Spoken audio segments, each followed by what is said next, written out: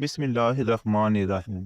नाज़रीन कराम, आज के खूबसूरत वाक़या में आपको बताया जाएगा कि किस वाक़या की वजह से हज़रत अब्दुल्ला बिन मसूद रज़ियल्लाहु अन्हु इस्लाम की तरफ माइल हुए। नाज़रीन कराम, हज़रत अब्दुल्ला बिन मसूद का लड़कपन का ज़माना था। मक्का मुकरमा में अपने आका और कुरैश के सरदार उतबा बिन अबी मुईत की बकरियां चराने जाया करते थे, जबकि उनका असली नाम अब्दुल्ला और बाप का नाम मसूद था। ये होनहार फर्जंद रसूलुल्लाह सल्लल्लाहु अलैहि वसल्लम के बारे में कुछ अजीब अजीब बातें सुना करता, लेकिन इन बातों की तरफ दो वजह से ध्यान न देता। एक तो ये कि बचपन का जमाना था, दूसरे ये कि अक्सर औकात मक्का के लोगों से अलग थलग रहता। रोजाना का मामूल ये था कि सुबह सवेरे अपने सरदार उकबा बिन अबी मुईत की बकरियां चराने चले जाते और रात को वापस आते। एक दिन ये नौजवान यानी अब्दुल्ला बिन मसूद रज़ियल्लाहु ताला अन्हु क्या देखते हैं कि दो बावकार लोग उनकी तरफ चले आ रहे हैं। वो दोनों बहुत थके हुए थे और प्यास की शिद्दत की वजह से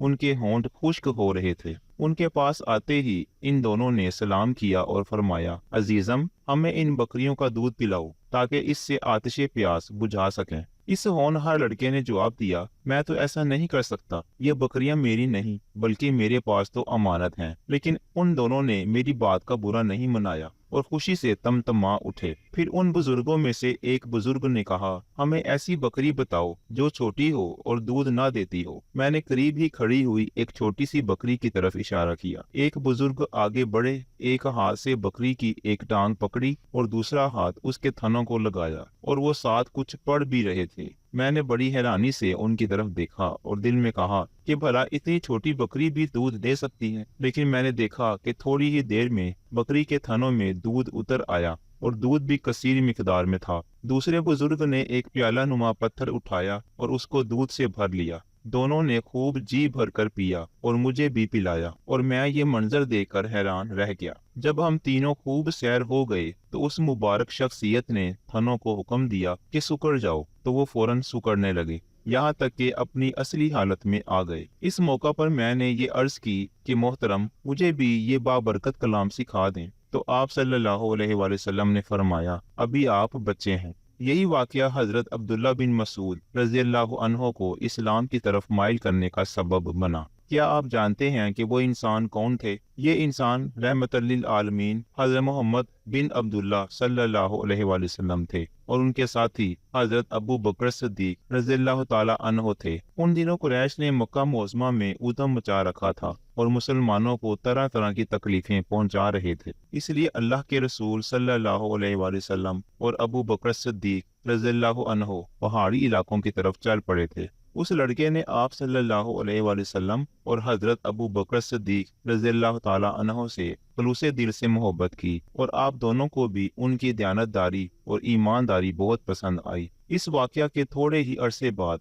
हजरत अब्दुल्ला बिन मसूद रज़ियल्लाहु ताला अन्हु ने इस्लाम कबूल किया और अल्लाह के रसूल सल्लल्लाहु अलैहि वसल्लम को अपनी खिदमत पेश कर दी। आप सल्लल्लाहु अलैहि वसल्लम ने भी बहुत खुशी से आप रज़ियल्लाहु ताला अन्हु को कबूल किया और उस दिन से ये खुश नसीब फर्जंद बकरियों की निगरानी से सुबकदोश होकर हजरत मोहम्मद सल्लल्लाहु अलैहि वसल्लम की खिदमत में पेश हो गया। फिर उसके बाद हजरत अब्दुल्ला बिन मसूद रज़ियल्लाहु ताला अन्हु अल्लाह के रसूल सल्लल्लाहु अलैहि वसल्लम के साथ इस तरह रहे जैसे साया इंसान के साथ रहता है। हर जगह हजरत अब्दुल्ला बिन मसूद रज़ियल्लाहु ताला अन्हु को अल्लाह के रसूल सल्लल्लाहु अलैहि वसल्लम की खिदमत नसीब हुई। जब अल्लाह के रसूल सल्लल्लाहु अलैहि वसल्लम घर से बाहर निकलने लगते तो आप सल्लल्लाहु अलैहि वसल्लम के जूते आपके कदमों में ला कर पेश करते और जब अल्लाह के रसूल सल्लल्लाहु अलैहि वसल्लम घर तशरीफ लाते तो आगे बढ़कर अल्लाह के रसूल सल्लल्लाहु अलैहि वसल्लम के पांव से उतारते।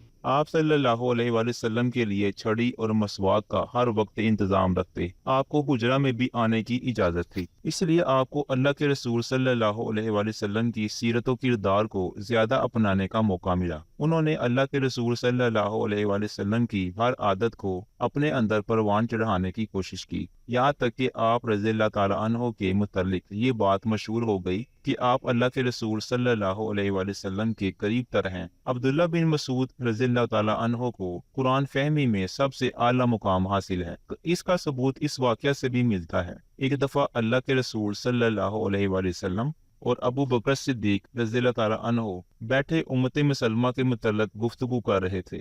میں بھی اس میں شریک تھا۔ اللہ کے رسول صلی اللہ علیہ وآلہ وسلم اچانک اٹھے اور چل دیے۔ ہم بھی آپ کے ساتھ ہو لیے۔ کیا دیکھتے ہیں کہ ایک شخص مسجد میں اونچی آواز میں نماز پڑھ رہا تھا۔ اندھیرے کی وجہ سے ہم اس کو پہچان نہیں سکتے، اور اللہ کے رسول صلی اللہ علیہ وآلہ وسلم نے اس کی قرأت سننا شروع کر دی۔ پھر اللہ کے رسول صلی اللہ علیہ وآلہ وسلم نے فرمایا، جس کو یہ بات پسند ہے کہ قرآن جس زبان میں نازل ہوا ہے وہ اس کو اسی آواز میں سیکھے، تو وہ عبداللہ بن مسعود رضی اللہ تعالیٰ عنہ کی قرأت کا انداز اپنا لے۔ نماز کے بعد جناب عبداللہ بن مسعود رضی اللہ تعالیٰ عنہ نے اونچی آواز میں دعا کرنی شروع کر دی، تو اللہ کے رسول صلی اللہ علیہ وآلہ وسلم نے فرمایا، مانگو تمہاری دعا قبول ہوگی، مانگو جو چاہتے ہو مانگو دیا جائے گا۔ پھر عمر رضی اللہ تعالیٰ عنہ کہتے ہیں کہ میں نے دل میں یہ ارادہ کیا کہ میں صبح سویرے عبداللہ بن مسعود رضی اللہ تعالیٰ عنہ کو یہ خبر ضرور دوں گا کہ اللہ کے رسول صلی اللہ علیہ وآلہ وسلم تمہاری دعا پر آمین کہہ رہے تھے۔ میں صبح سویرے ان کو خوشخبری دینے کے لیے گیا تو دیکھتا کیا ہوں کہ ابو بکر صدیق رضی اللہ تعالیٰ عنہ مجھ سے پہلے ہی وہاں پر پہنچے ہوئے ہیں۔ اللہ کی قسم میں برملا یہ اعلان کرتا ہوں کہ ابو بکر صدیق رضی اللہ تعالیٰ عنہ ہر نیکی میں مجھ سے سبقت لے گئے ہیں۔ حضرت عبداللہ بن مسعود رضی اللہ تعالیٰ عنہ کو قرآن فہمی میں ایک ممتاز مقام حاصل تھا۔ وہ اپنے متعلق بیان کرتے ہیں کہ اللہ کی قسم جس کے سوا کوئی حقیقی معبود نہیں، اس کے فضل و کرم سے مجھے قرآن کی ہر آیت کے بارے میں علم ہے کہ وہ کہاں نازل ہوئی اور اس کا شان نزول کیا ہے، اور مجھے جب بھی پتہ چلتا کہ کسی شخص کو مجھ سے زیادہ قرآن کا علم ہے تو میں اس کی خدمت میں حاضر ہو جاتا اور اس سے معلومات حاصل کرتا۔ حضرت عبداللہ بن مسعود رضی اللہ تعالیٰ عنہ حضرت عثمان بن عفان رضی اللہ تعالیٰ عنہ کے دور خلافت تک زندہ رہے۔ جب آپ مرض الموت میں مبتلا ہوئے تو حضرت عثمان بن عفان رضی اللہ تعالیٰ عنہ نے دریافت کیا کہ آپ کو کس سے شکایت ہے؟ فرمایا اپنے گناہوں سے۔ پوچھا آپ کا دل کیا چاہتا ہے؟ فرمایا اللہ کی رحمت۔ اس کے بعد خلیفۃ المسلمین نے پوچھا کہ کیا وہ سب مال آپ کے نام لگا دوں جو آپ بہت عرصے سے نہیں لے رہے؟ فرمایا اس مال کی ضرورت نہیں۔ نزا کے وقت آپ کی زبان ذکر الہی سے تر تھی اور آپ کی زبان مبارک پر آیات بینات کا ورد جاری تھا۔ ناظرین کرام، اگر ویڈیو اچھی لگی ہو تو میری حوصلہ افزائی کے لیے اس کو لائک ضرور کیجیے گا۔ اگلی ویڈیو تک کے لیے مجھے اجازت دیجیے۔ اللہ نگہبان۔